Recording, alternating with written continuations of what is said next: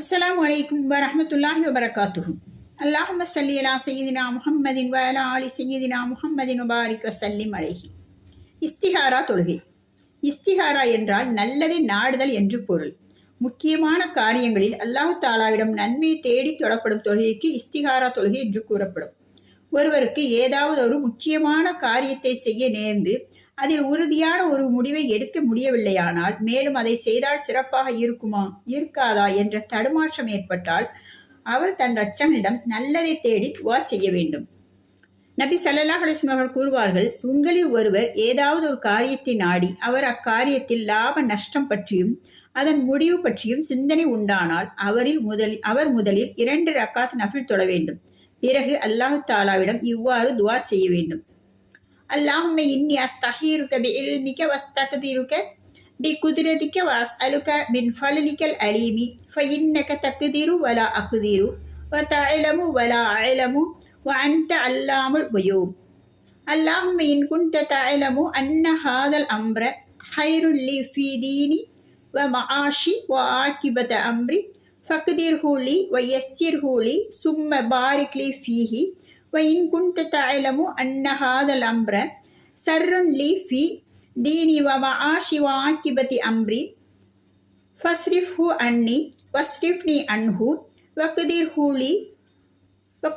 لي الخير حيث كان ثم أرلني به. யா அல்லாஹ், உன் ஞானத்தை கொண்டு உன்னிடம் ஆலோசனை கோருகிறேன். மேலும் உன் வல்லமையை கொண்டு உன்னிடம் சக்தியை வேண்டுகிறேன். இன்னும் உன் மகத்தான பாக்கியங்களை வேண்டுகிறேன். நிச்சயமாக நீ அறிவாய், எனக்கு ஒன்றும் தெரியாது. நீயே மறைவான விஷயங்களை அனைத்தையும் நன்கு அறிந்தவன்.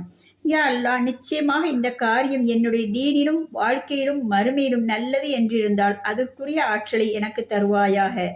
அது லேசையும் பரக்கத்தையும் எனக்கு தருவாயாக. மேலும் இந்த காரியம் என்னுடைய தீனிலும் வாழ்க்கையிலும் மறுமையிலும் கெட்டது என்று இருந்தால் என்னை விட்டு இக்காரியத்தை விட்டு என்னையும் திருப்பி விடுவாயாக. நான் எங்கிருந்தாலும் நல்லதற்குரிய ஆற்றலை தருவாயாக. பிறகு அதை கொண்டு என்னை பொருந்திக் கொள்வாயாக. இந்த துவாவில் 2 இடங்களில் ஹாதல் அம்ர என்ற வார்த்தை உள்ளது. அந்த 2 இடங்களிலும் நாம் எதற்காக இஸ்திகாரா செய்கிறோமோ அதை மனதில் நினைக்க வேண்டும். துவாவுடைய ஆரம்பத்திலும் இறுதியிலும் அல்லாஹ்வை புகழ்ந்து நபி ஸல்லல்லாஹு அலைஹி வஸல்லம் அவர்கள் மீது ஸலவாத்தும் ஓத வேண்டும். அப்படி ஒருவருக்கு அரபியில் துவா கேட்க தெரியவில்லையானால் அவர் தமது தாய்மொழியில் இந்த துவாவின் கருத்துக்களை துவாவாக கேட்க வேண்டும். உதாரணமாக, தாங்கள் ஒரு ஹலாலான தொழில் பற்றியோ அல்லது திருமணம் பற்றியோ தடுமாற்றத்தில் இருப்பின் அப்போது இஸ்திகாரா செய்வது முஸ்தஹபாகும், பயன் தரக்கூடியதாக இருக்கும். இஸ்திகாரா செய்வதை 7 நாட்கள் தொடர்ந்து செய்து வருவது சிறப்பாகும். இன்ஷா அல்லாஹ், நிச்சயம் அந்த காரியத்தின் நன்மை தீமை வெளிப்பட்டுவிடும். இஸ்திகாரா செய்வதற்கு முன் தொழுவதற்கு வாய்ப்பு கிடைக்கவில்லையானால் துவாவின் மூலமாக மட்டும் இஸ்திகாரா செய்யலாம். முழு கவனத்துடன் இஸ்திகாருடைய துவாவை ஓத வேண்டும். வாஹிர் தஅவானா அனில் ஹம்துலில்லாஹி ரப்பில் ஆலமீன்.